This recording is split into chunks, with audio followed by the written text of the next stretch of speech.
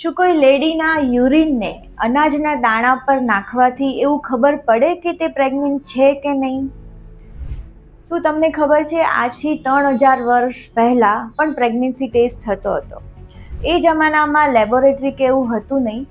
જો કોઈ સ્ત્રીને એ પ્રેગ્નન્ટ છે એવો ડાઉટ થાય તો તે એના યુરિનને જવના દાણા પર કે ઘઉંના દાણા પર નાખીને પ્રેગ્નન્સી ટેસ્ટ કરતી હતી.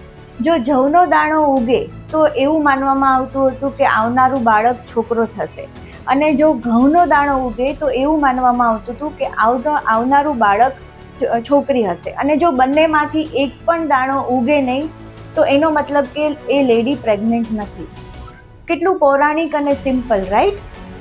હવે આ જ ટેસ્ટને જ્યારે 1965માં ફરી પાછા આપણા સાયન્ટિસ્ટે પાછા સ્ટડી કરી ત્યારે એવું જાણવા મળ્યું કે પ્રેગ્નન્ટ લેડીના યુરિનમાં ઇસ્ટ્રોજન નામનો હોર્મોન હોય છે કે જે કોઈ બી અનાજના દાણામાં તેનામાં ઉગવાની ક્ષમતા ધરાવે છે. કેટલું ઇન્સ્પાયરિંગ છે, રાઈટ? કેમ કે આપણા પૂર્વજો એ જમાનામાં પણ કોઈ પણ જાતની ફેસિલિટી અને રિસોર્સિસ વગર પણ પોતાની ડે ટુ ડે એક્ટિવિટીમાં આવી સાયન્ટિફિક મેથડનો યુઝ કરતા હતા.